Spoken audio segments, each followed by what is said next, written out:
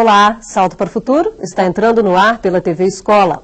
Contar histórias é uma arte que mantém viva a tradição oral. E quem conta um conto, aumenta um ponto, ou dois, dependendo da criatividade do narrador. O fato é que a tradição de contar histórias está presente em diferentes culturas e civilizações e é uma fonte inesgotável de inspiração para a literatura escrita. Para discutir este assunto com a gente, estão aqui no nosso estúdio a professora da Universidade Federal da Paraíba, Maria Claurênia Abreu de Andrade Silveira. O professor do Conservatório Brasileiro de Música, Fernando Lebes, e a psicóloga e contadora de histórias, Patrícia Seixas Correa. Participe você também do Salto para o Futuro. Quem conta um conto, aumenta um ponto. Quem nunca ouviu esse ditado? Pois ele revela o universo dos contos populares. São histórias que se renovam e se multiplicam. Contos que nascem da oralidade e da criatividade de gente que, ao contar histórias, busca desvendar os mistérios da vida. A prática de contar histórias é antiga. Acredita-se que o ser humano começou contando o próprio cotidiano, depois os hábitos e os acontecimentos à sua volta. E com o tempo, os contos viraram tradição. Mas Florzinha é uma cabocla das matas, né? Nós, para entrar dentro das matas, tem que pedir licença, tem que fazer assim, a oferenda que realmente a gente coloca pé de fundo em cima do escopo.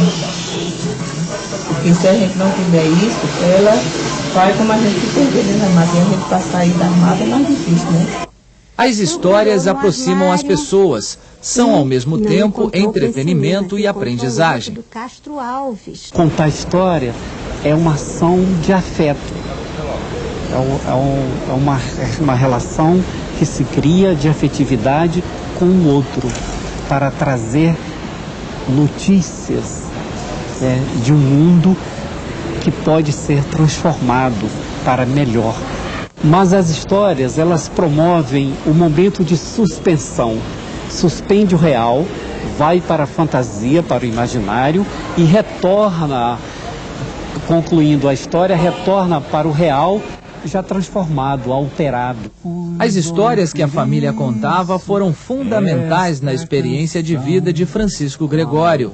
Algumas viraram livro e seguem encantando leitores de todas as idades. Eu conto histórias que me perpassam, que me mobilizam.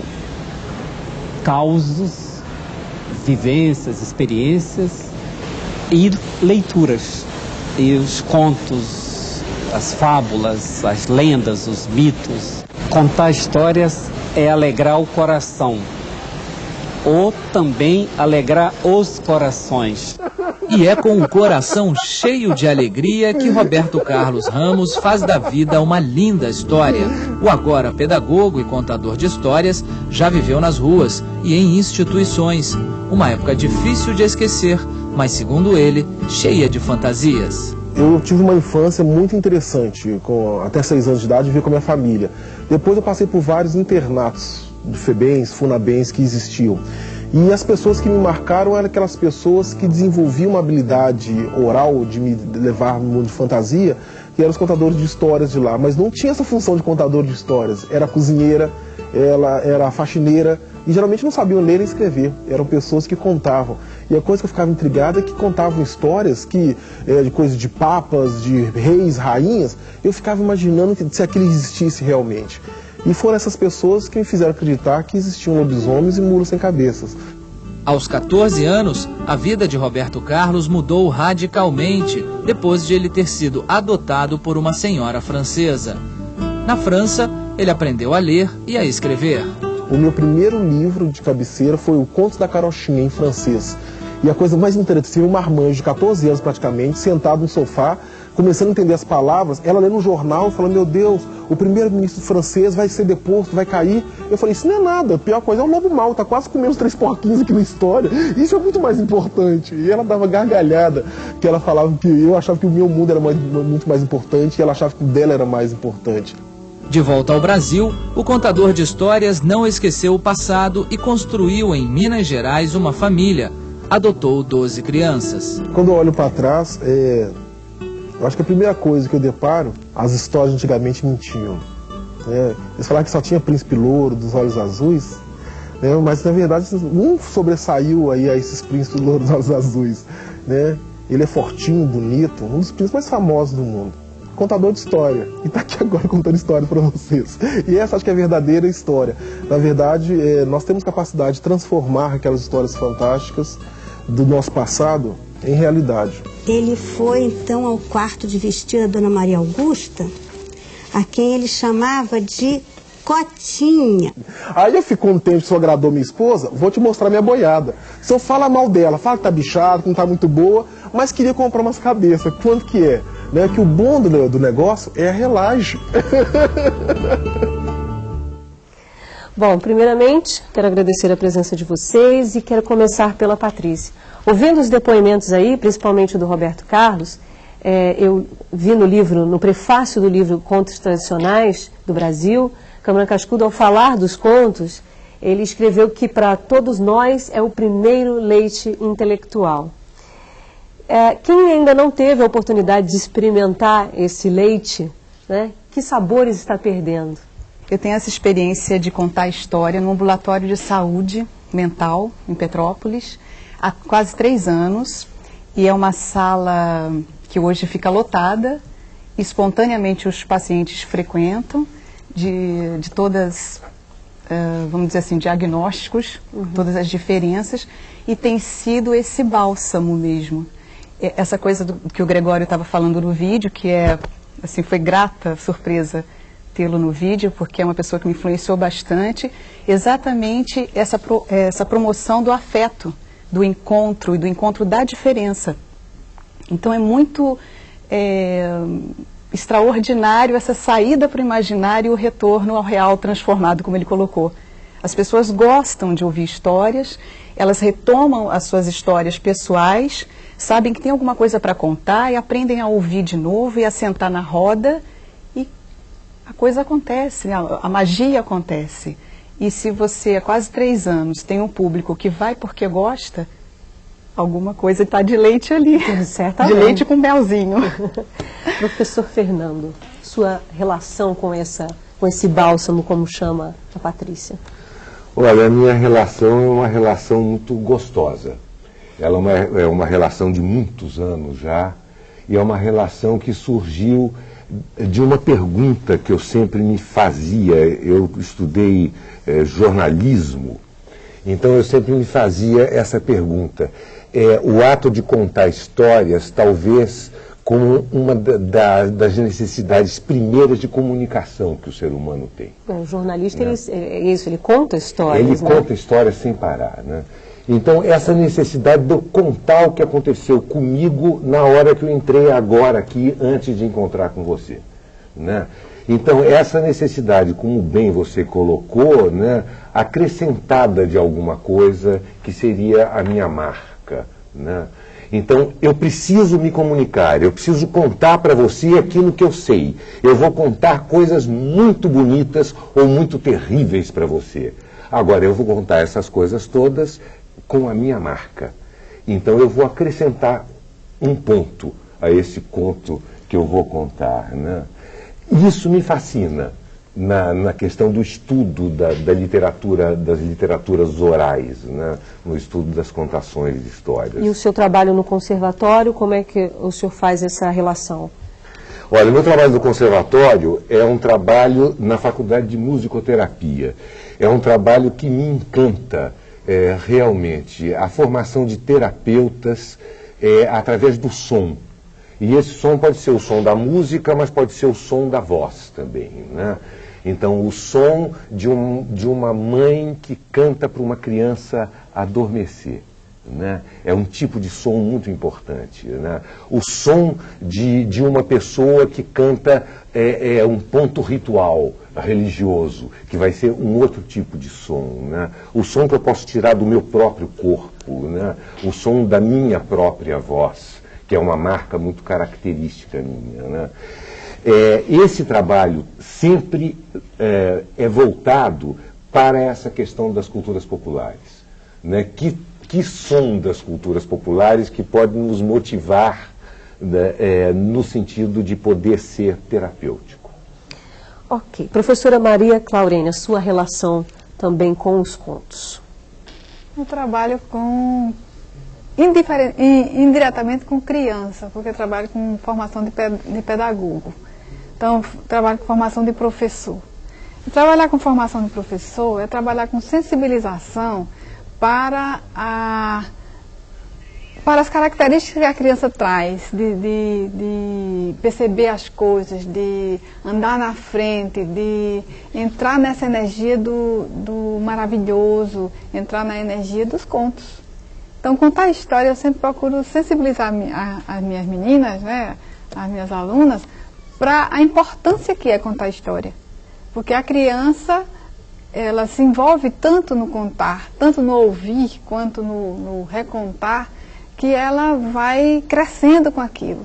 E também, não só a professora contar, mas também dar espaço para os contadores de história que tem na região, os contadores de história que tem na comunidade, contadores de história que nem sempre têm uma formação como professor, nem sempre tem uma escolaridade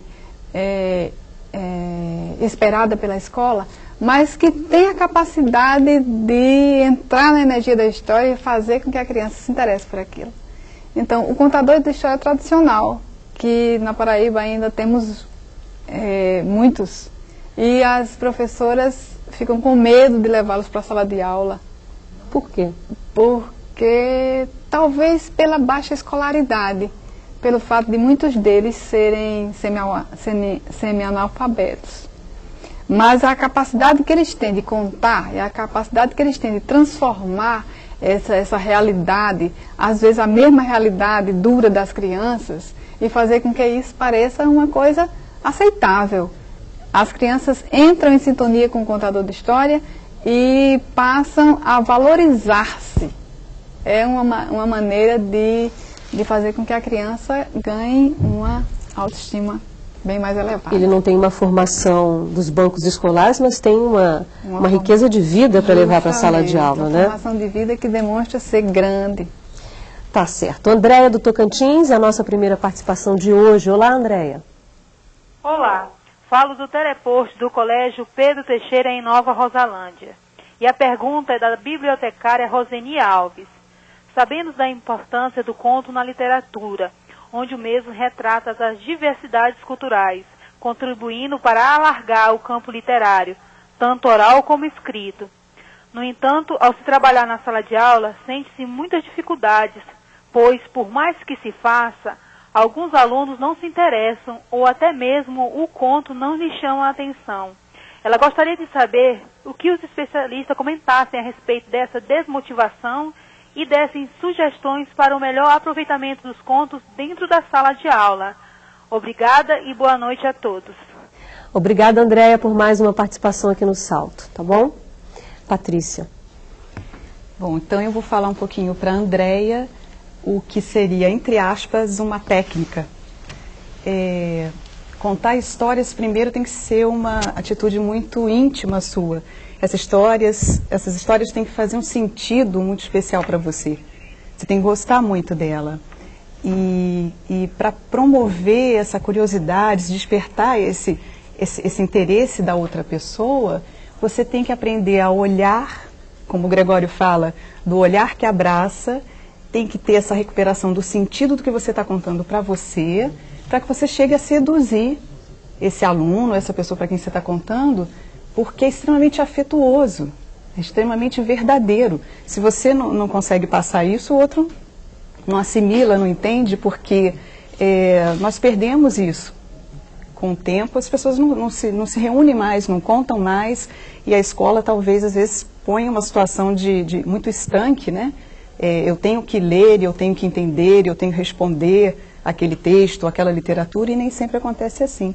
Então eu diria para a Andréia primeiro escolher as coisas que ela mais gosta e contar a partir daí. Quer dizer, ela precisa criar essa relação dela com esses textos, com esses contos, e a partir daí desenvolver o trabalho. Porque eu fico imaginando, não é possível hoje eu vou ler e vou abrir o primeiro... Não é possível. Primeiro conto que eu achar e vou ler e vamos ver no que dá. Tem uma preparação, tem algo anterior a esse contato direto com as crianças. É isso. Tá certo. Agora a gente vai para perguntas com a Mônica, né, Mônica? Pergunta das telecursistas do SESC Niterói, aqui no Rio de Janeiro. Durante muito tempo, a escola vem didatizando o momento do conto na sala de aula, seja pedindo aos alunos que respondam perguntas como qual a moral da história, façam desenhos, etc. De que maneira a escola pode dinamizar este momento com os contos populares, tornando-o mais interativo e lúdico junto aos alunos? Professor Fernando, veria alguma sugestão partindo da música?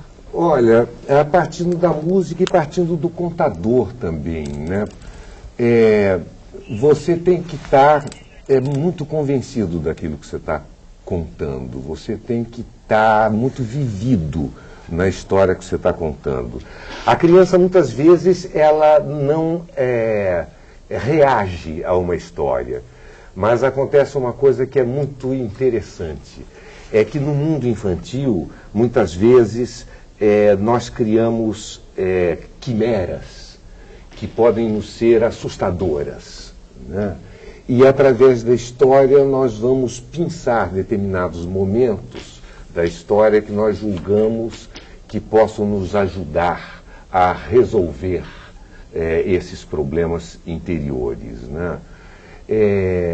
Eu acho que você analisar uma história, ou você pedir que uma criança dê uma moral para essa história, é menos interessante. Deixa a criança absorver a história, deixa a criança vivenciar a história, que ela própria vai saber com toda certeza o que fazer com esse momento da história. É muito comum, por exemplo, quando você conta uma história no colégio ou em casa, às vezes para uma criança dormir, né?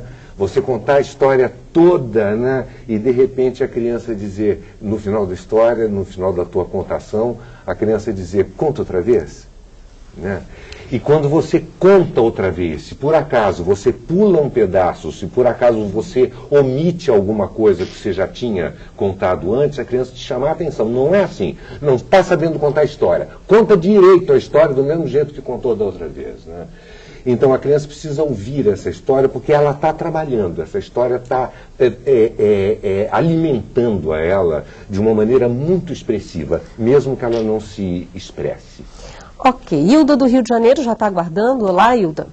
Falando do teleposto CEPAC de São João de Meriti, coordenadora pedagógica do CIEP 139, Manuel Bandeira, com animadores e professores locais. No boletim tem a seguinte afirmação: o contato com a tradição oral são as novas versões dos contos populares produzidas por escritores brasileiros contemporâneos que, com mestria, dão um novo colorido às histórias tradicionais. Gostaria de saber como, na escola, resgatar a essência do nasce e renasce e o convívio de tradição e inovação. Obrigada, boa noite. Obrigada a você, Hilda, pela sua participação hoje aqui no Salto. Professora Maria Claurene. Bom, para chegar, a questão é a seguinte: eu contar histórias é um aspecto que vai ganhando proporções à medida que a gente conta. E tomar a história como ponto de partida, você pergunta sobre a questão da tradição em relação ao que as publicações que a gente tem hoje. Então você vê, quando você tem uma história, por exemplo, uma história de fada, um conto de fadas, e às vezes você tem isso transformado de alguma forma. Então você pode chegar e trabalhar com as duas versões. Tanto a versão que você considera original, a versão da tradição, quanto a versão que você tem na publicação, que você dispõe. Então, não se preocupar tanto com essa questão. A criança vai perceber o conto original e o conto transformado, que são histórias que ela pode aprender, que ela pode recontar. essa preocupação de manter a tradição como ela é, manter a tradição como se fosse cristalizada, às vezes é uma preocupação da escola e a criança não está muito preocupada com isso. Agora, o conto original, por exemplo, o conto tradicional, esse conto vai ser transformado e é isso que faz com que ele se mantenha vivo. É isso que faz com que ele ganhe espaço na tradição. Então, os contos, eles se transformam e eles realimentam a literatura escrita. E, ao mesmo tempo, a literatura escrita alimenta a literatura tradicional, ou seja, a literatura oral. Então, os contadores de histórias, eles estão ouvindo histórias, eles estão lendo histórias, eles estão recontando as histórias e elas vão entrando no circuito, né, do dia a dia das crianças. Então, a escola se preocupa muito com modelos e, às vezes, se esquece do principal, que é motivar a criança a ouvir, a recontar e a ler. Eu posso falar um pouco? Pode. Eu creio que essa questão da motivação que você está tocando é muito importante mesmo, né? Muitas vezes, talvez um caminho interessante seria pedir à criança que perguntasse em casa como é que são as versões que mãe, que vó, que tia, que empregada, que vizinha sabem sobre esse assunto. É uma forma de mobilizar o núcleo familiar, né? E é uma forma de valorizar esse tipo de material dentro da criança, né? Ok. Bom, a gente faz uma pausa rápida agora e na volta vamos saber um pouco mais sobre o cordel. Não saia daí, o Salto para o Futuro volta já. Uma manifestação da literatura popular. Ele é herdeiro da literatura oral e se utiliza de métrica e rima em versos que contam histórias. Em folhetos simples, suas ilustrações são produzidas quase sempre em xilogravura. Uma literatura popular com influência europeia que brinca com a métrica, contando e cantando o universo lúdico e imaginário de personagens do passado e do presente. O cordel que vem dos priegos, celtos do povo espanhol, sei que agradará gregos e troianos deste rol. Porque me disse o oráculo, trata-se de um espetáculo em cordel de sol a sol. O cordel é um livrinho para ser cantado. Ele é cantado nas feiras, nos encontros, nos sertões. Então é um livro de cantoria, basicamente, né? Se afine nessa viagem, o cordel pede passagem, esse é meu Brasil caboclo. O cordel pede passagem, esse é meu Brasil caboclo. Os versos do cordelista anunciam o início do espetáculo Cantorias de Cordel, do grupo Raspa de Joá. De canção em canção, o Nordeste brasileiro e seus personagens ganham o palco. Lampião, meu nome é Virgulino, o apelido é Lampião. Meu nome é Virgulino, o apelido é Lampião. Lampião desceu a serra, deu um baile na ribeira, convidando as moças todas pra dançar mulher rendeira. Convidando as moças todas pra dançar mulher rendeira. Na plateia, alunos de uma escola pública do Rio de Janeiro assistem a uma viagem ao mundo do cordel. Ouvem músicas e vibram com os desafios. Servo, eu já entendi esse negócio que você está falando aí desde... Então diga, comandante. Quem a caca, cara, caga, caca, cara, cagará. Eu acho que não foi bem assim que eu disse, não. Mas como? Aliás, deve ter sido, sim.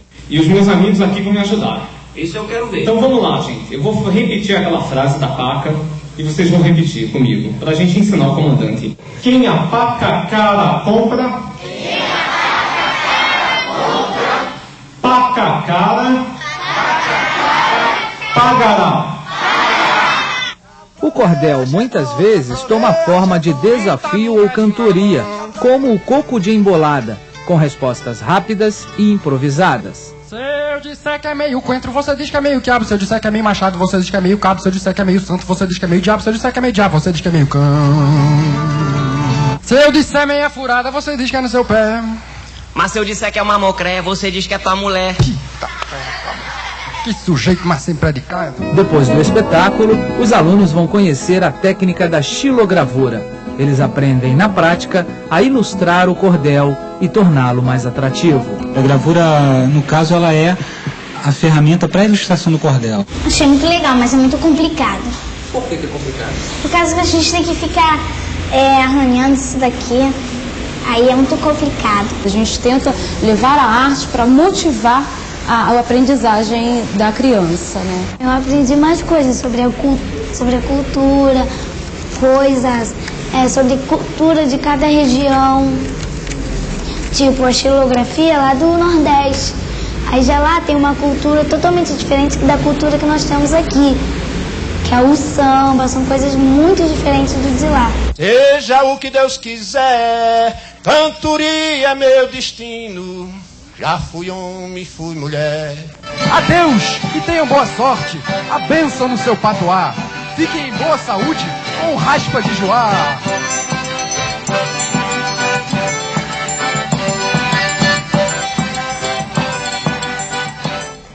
Bom, Patrícia, a gente conversava enquanto passava o vídeo, eu perguntava a você se é possível desenvolver trabalho de contação de história com a literatura de cordel. E você me disse que sim. Eu estava conversando até com o Fernando agora, né? Eu já mostrei os cordéis, né? Já levei, olha, existe, é feito assim, mas eu nunca trabalhei cantando ou contando o cordel. Porque tem uma linguagem muito bonita, eu acho que seria uma perda, se você não sabe fazer. Pode trabalhar, mas assim, é uma pena perder essa originalidade do cordel, a expressão do cordel. Agora, eu gostaria de falar assim, você conta quase tudo, né? Tá. Então, eu tenho essa possibilidade de contar desde a receita do arroz, né, de como se faz uma comidinha, a poesia, você tem outras coisas que você pode transformar em conto também. E isso também mexe muito com as pessoas, faz com que elas se sintam mais próximas do que está sendo contado. Eu não trabalho só com conto popular, né? Nem com só os contos. Então, como isso é importante, o outro se sentir próximo também. Se é uma realidade dele, talvez ele traga para você, eu conheço e sei cantar.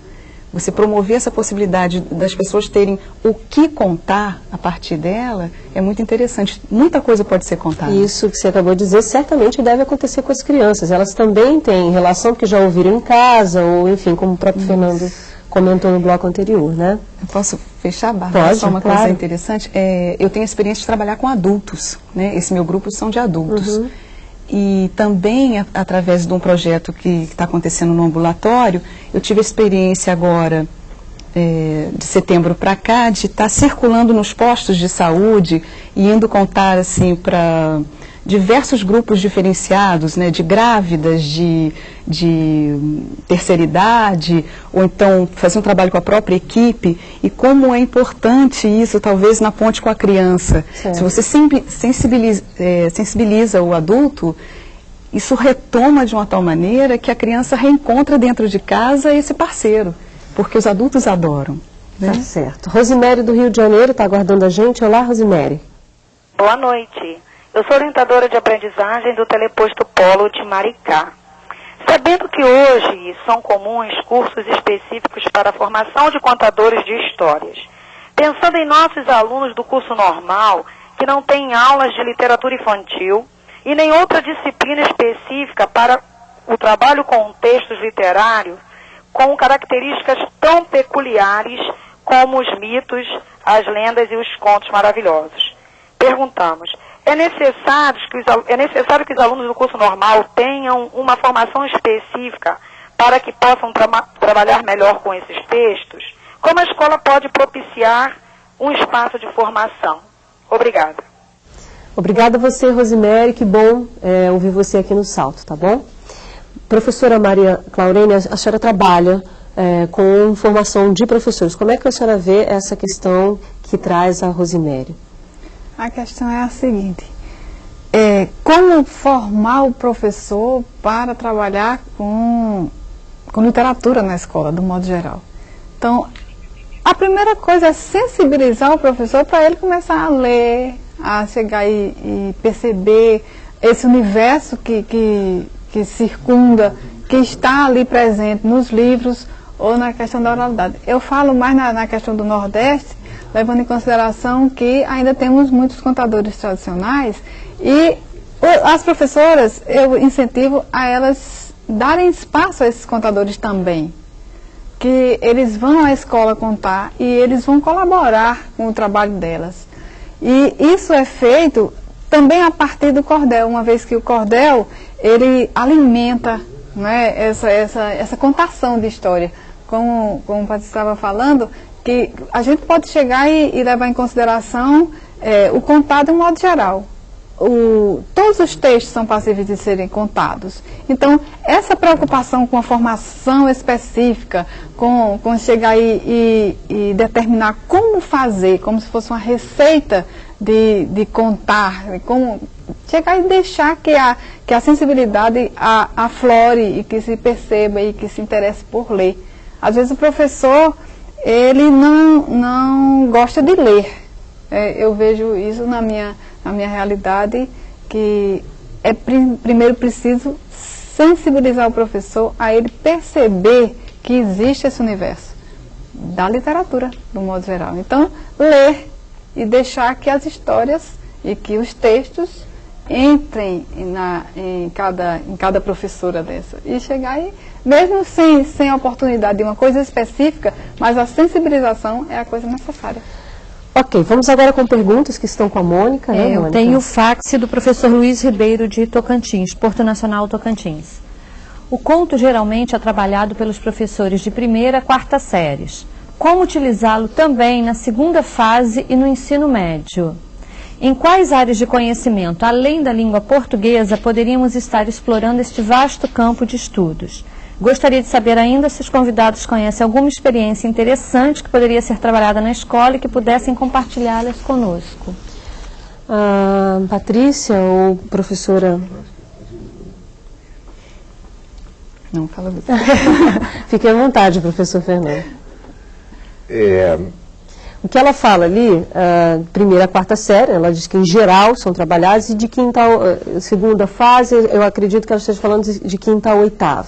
Né? São crianças maiores, aí pré-adolescentes, e muitas vezes eu acredito que os professores não se sintam muito à vontade para discutir contos populares com crianças maiores ou com pré-adolescentes, por talvez temer uma certa resistência. Eu estou aqui também fazendo... Eu não sei, não. Eu tenho a impressão que se o conto for bem escolhido, né, se o conto tiver a ver com alguma realidade do momento, né, se o conto falar sobre as sensações que o ser humano costuma viajar... Não né, tem idade, então. Isso aí não tem idade, né? A Cecília Meirelles, ela já dizia maravilhosamente que literatura infantil é tudo aquilo que criança gosta de ler. Né? Então, quer dizer, não precisa ser uma coisa especificamente voltada para a criança, mas muitas vezes você ler um conto e discutir com um menino pode ser alguma coisa muito rica também, mudar a cabeça dele no sentido de ele ver leituras novas num assunto que talvez ele nunca tivesse pensado antes, né? Um olhar sem preconceito em relação àquilo que ele está lendo. Quando a gente trata de cultura popular, eu acho que a primeira coisa é a gente botar o preconceito na prateleira, botar no bolso e ter uma leitura livre, né? Porque senão nós vamos ter problema. Ok. Valdemir do Tocantins, já está aguardando, olá. Boa noite. Aqui é o Valdemir de Souza Barros, de Araguatins, Tocantins. Sou normalista do 2º ano do Centro de Ensino Médio, professora Antonina Milhomem, Araguatins, Tocantins. Gostaria de saber como se dá a comunicação recíproca dos contos populares orais e os escritos em relação ao cotidiano escolar no Brasil contemporâneo. Boa noite, obrigado e um abraço a todos. Obrigada, Valdemir, pelo abraço.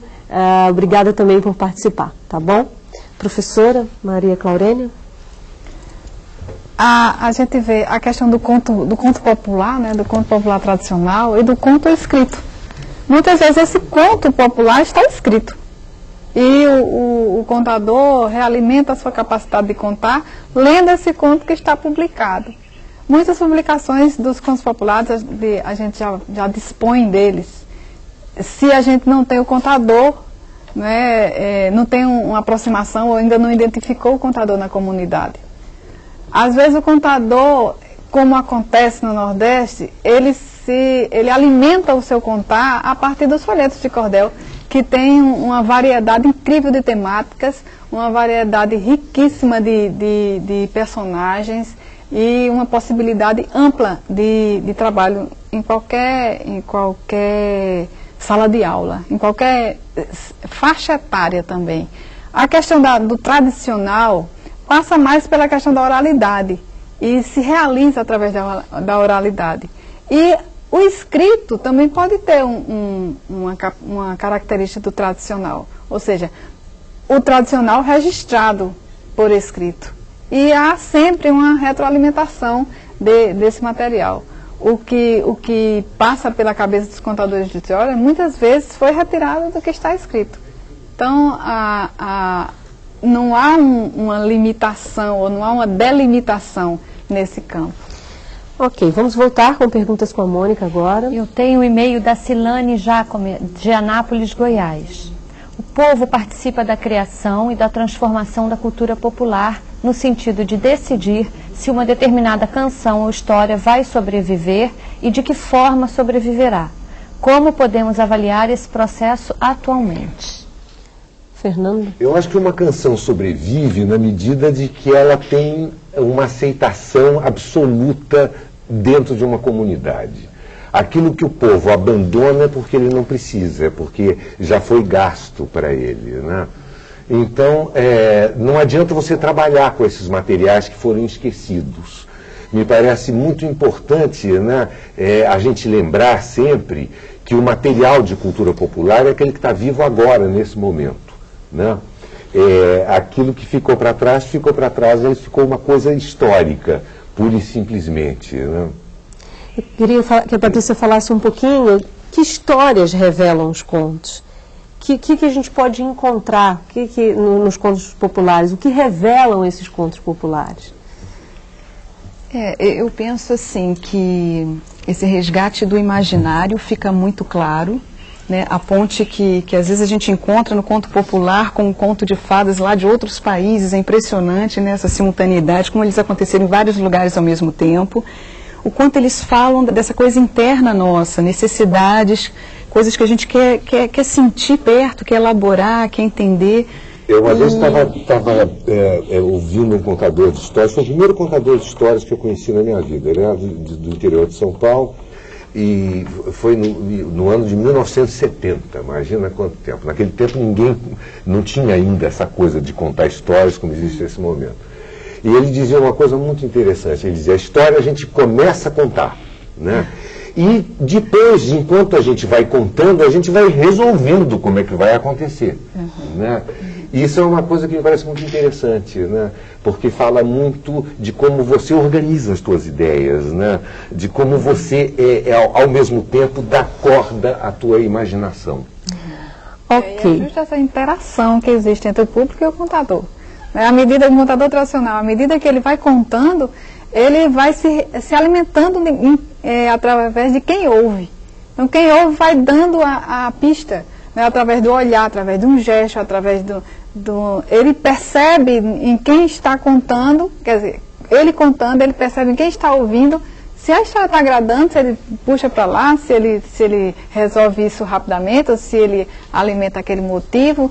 E assim o contar vai se construindo mesmo, com certeza. Tá certo. Osido Tocantins está aguardando lá? A pergunta é, em um mundo globalizado, como trabalhar? Quem conta um conto, aumenta um ponto. Fernando já sorriu, por favor. Eu sorri. Eu acho que tem uma coisa aí que é muito interessante, né? E que é um fazer cotidiano de todos nós, extremamente prazeroso, né? Que é a fofoca. Né? A fofoca é uma coisa maravilhosa. Eu subo no meu muro, eu conto o que aconteceu para mim, eu peço segredo e você, quando eu virar as costas, você vai continuar com essa história. Né? Então, já aumentei um pouquinho. Mas vai aumentar um pouquinho, com certeza. Vai deixar a sua marca, aquela coisa que eu disse no primeiro bloco. Né? Então, essa marca é muito importante e ela é uma medida que me parece muito interessante da dinâmica do processo da cultura popular, né? A história não fica parada do mesmo jeito. A história vai se modificando. Você não pode dizer que essa história seja assim. O máximo que eu acho que você pode afirmar é que ela é assim na hora que você recolheu daquele informante. Mas uma semana depois ela pode ser muito diferente. Graças a Deus. Ok, vamos voltar com perguntas com a Mônica. Pergunta da Cisene, de Anápolis, Goiás. Os contos populares influenciaram a literatura escrita. A tradição também presenteou o mundo da oralidade com bons argumentos para as suas histórias. Podemos considerar as expressões "era uma vez", "viveram felizes para sempre" como expressões obrigatórias em todo conto literário? A Maria Clorena já me sinalizou que não. Não? Não, porque um contador tradicional, ele trabalha com um momento. Então, se ele tem vontade de começar, era uma vez, ele começa. Senão, foi um dia, ou no tempo que a galinha tinha dente, ou então no tempo em que os animais falavam, ou no tempo que tinha muita fome e que o povo estava se passando uma necessidade muito grande. Então, essas fórmulas, né, que introduzem o conto, e entrou perna de pato, saiu perna de pinto, e o senhor me mandou dizer que você me contasse 5. Ou então entrou perna de pato, saiu perna de canivete, e o senhor mandou dizer que você me contasse 7. Ou então, cansei, parou. E aí é o momento que vai dizer isso, é a interação, é a intimidade que vai se formando entre quem conta e quem ouve, que vai determinar isso. Eu gostaria só de complementar o que ela falou. Talvez não é obrigatório você dizer "era uma vez". Agora, que isso é uma marca. Começar com a coisa atemporal é importante. Você tira da realidade do aqui e agora. Você precisa realmente começar com alguma coisa que jogue esse público para um outro tempo, muito tempo atrás. Aí realmente, como você vai dizer isso, tudo bem, é livre, mas a importância dessa coisa temporal no conto, ela é fundamental para que as pessoas possam, aquilo que o Gregório colocou mesmo, vivenciar o imaginário, viajarem e retornarem na transformação. Quando eu falei de marca pouco, é porque a pessoa identifica imediatamente quando começa um texto por "era uma vez", quer dizer, ela vai ler um conto, ela vai ler uma história, tá certo? É uma marca que você pode identificar, uma marca de identificação de um conto. É uma marca clássica. Clássica. Né? É uma marca clássica. Ok, não obrigatória, mas é uma marca. Ok, Andréia de Roraima está aguardando. Oi, Andréia. Oi, boa noite. Eu sou telecursista do Centro do Teleposto de Formação Tecnológica para Docentes em Boa Vista, Roraima. E trabalho com crianças portadoras de necessidades especiais. A pergunta é: como trabalhar histórias e contos com alunos portadores de necessidades especiais? Boa noite a todos e obrigada. Andréia, obrigada a você por ter participado. Que bom ouvir vocês de Roraima, vocês estavam um pouquinho sumidos. A gente espera ouvir vocês mais vezes aqui no Salto, tá bom? Patrícia, você desenvolve um trabalho que tem a ver com a pergunta da Andréia, né? Tem. Assim, eu não tenho necessariamente, assim, eu não tenho uma experiência exatamente com a criança especial, eu não sei exatamente como ela faria, mas ela tem um sentimento da relação com essas crianças, onde ela vai perceber o que é que vai caber ou não. Porque contar história tem isso, né? Tem o gesto, tem o tom, tem uma assimilação de cada um permitida que você nunca tem controle, você não sabe até onde está atingindo. E eu vivencio isso num público adulto, com vários diagnósticos, onde eu também não sei. Eu sei que às vezes tem alguém que está adormecido naquela hora, está relaxado, está dormindo e está fazendo bem. Então, até onde a Andréia consegue... Andréia, né? É Andréia. Andréia. Até onde ela vai conseguir sentir com essas crianças... Isso pode ser uma angústia do professor, né? Ele não saber qual o retorno que ele está tendo. Essa necessidade que a gente tem de ter o controle, o que é que o outro está entendendo, ele é capaz de entender, o que ele vai fazer com isso. Eu não sei, né? Às vezes ele vai dormir, vai relaxar e vai descansar naquele momento. Essa coisa do outro na contação de história é muito importante. Você permitir que ele faça o que quiser com aquela experiência. É uma experiência que está sendo compartilhada. E você respeita, né? Você compartilha. Tá bom. Bom, nós vamos fazer uma pequena pausa agora e no próximo bloco você acompanha um breve resumo do debate. Até já. Salto para o Futuro está de volta, hoje discutindo a importância dos contos populares e da literatura oral. Nesse bloco, os nossos convidados fazem as suas considerações finais sobre o tema de hoje. Eu vou passar primeiro para a professora Maria, quais são os seus destaques para os professores que estão nos assistindo. Como considerações finais, né, porque a gente teria muito mais tempo para conversar, mas eu coloco sempre a questão de se, como dizer, deixe que a literatura ou deixe que os contos entrem em você, procurando ler, procurando ouvir, procurando chegar até eles e que eles cheguem até você. É sempre essa recomendação que eu faço às minhas meninas, para elas chegarem e lerem e entrarem em sintonia com os contos e perceberem que a cultura popular é muito mais ampla do que isso e que a vivência com as histórias, a vivência com os contos depende muito dessa aproximação que vai sendo realizada a partir dessa abertura que se dá para isso.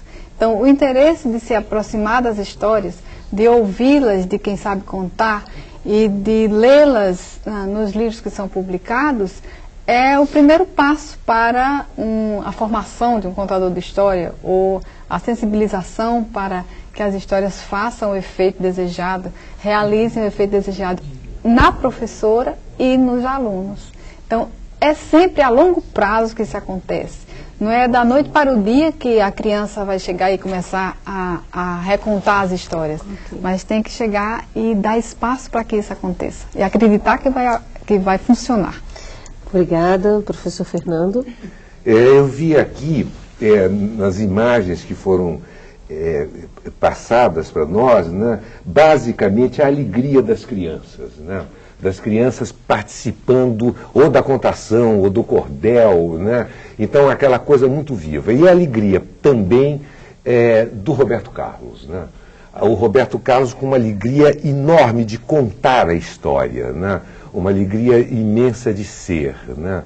Eu tenho a impressão, o que eu diria para professor é o seguinte, não fiquem pensando demais, não fiquem elucubrando o como contar a história. A gente conta uma história simplesmente, e contando com muita alegria, a gente vai acertar sempre. Não tem erro, com certeza, né? Eu acho que é importante a gente lembrar sempre dessas duas vertentes, quando a gente fala de literatura oral, né? A questão do conto popular e da mitologia, né? O conto popular me parece um material muito rico, muito importante para ser empregado no processo educativo junto à criança. O mito, eu acredito que seja muito importante como ferramenta de autoconhecimento para o professor. Quer dizer, você trabalhar um mito dentro de você, você vai conseguir remexer em conteúdos psicológicos que vão fazer com que você possa trabalhar melhor depois com as crianças. Obrigada. Patrícia? Bom, eu queria deixar uma mensagem que foi uma vez uma professora lá de Teresópolis, já uma senhora e tal, ela me perguntou no espaço de contação de história como é que ela ia fazer isso? Como é que eu conto história para os meus alunos, adolescentes? Como é que eu faço isso, criar essa magia, essa motivação? E eu falei para ela um poema pequenininho da Adélia Prado, que chama-se Solar, que eu escutei a primeira vez com Francisco Gregório, que é uma coisa mais simples assim. Minha mãe cozinhava exatamente arroz, feijão roxinho e molho de batatinhas, mas cantava. E eu acho que é essa mensagem que eu quero dizer. Se você deixar se encantar por esse mundo, você vai saber como contar no seu espaço de trabalho, de vida. A gente ainda tem um tempinho, já que você falou em encantamento, o que te encantou? Você é psicólogo, uma formação de psicologia, o que encantou você? Olha, me encantou esse espaço de troca, esse espaço de encontro, essa questão do afetivo, ela acontecer independente de onde eu vim, do que eu visto, do que eu sou, né? Essa coisa, o encontro das diferenças que a gente precisa tanto hoje. né, resgatar esse imaginário. É até impressionante saber, hoje eu gostaria de entender o porquê do contador de história estar voltando. O que é que o humano hoje está pedindo para acontecer? A gente perdeu muito disso, está tudo muito endurecido, muito petrificado. Por que os contadores estão voltando? Então o ser humano ainda quer essa afetividade. Que bom que estão voltando. Não é isso? Bom, Salto para o Futuro de hoje fica por aqui. Eu agradeço as participações da Maria Claurênia Abreu de Andrade Silveira, professora da Universidade Federal da Paraíba, do Fernando Lebes, professor do Conservatório Brasileiro de Música, e da Patrícia Seixas Correia, psicóloga e contadora de histórias. No programa de amanhã vamos falar sobre arte popular e sobre como a escola pode contribuir para a sua valorização. Você não pode perder. E como a gente tem feito durante toda essa semana, eu deixo você assistindo a mais um trecho da série de cine documentários sobre a cultura brasileira, produzidos na década de 30, sob a orientação de Mário de Andrade. Hoje é dia de saber um pouco mais sobre a origem do catimbó. Até a próxima. Da Santa Cruz, livre-nos Deus. Em carta enviada à Sociedade de Etnografia e Folclore, Luiz Saia relata as enormes dificuldades em localizar um catimbó e convencer o seu mestre a permitir as filmagens. 5 dias após retornar a João Pessoa, a missão documentou o catimbó do mestre Luiz Gonzaga Ângelo, no bairro de Torrelândia. Esse mestre de terreiro, nascido em Goiânia, Pernambuco, em 1904, era ferreiro de profissão. O catimbó é um culto de formação nacional que reúne elementos da feitiçaria afro-brasileira, do catolicismo, do espiritismo e de velhos cultos ameríndios. Teresa me abre os caminhos.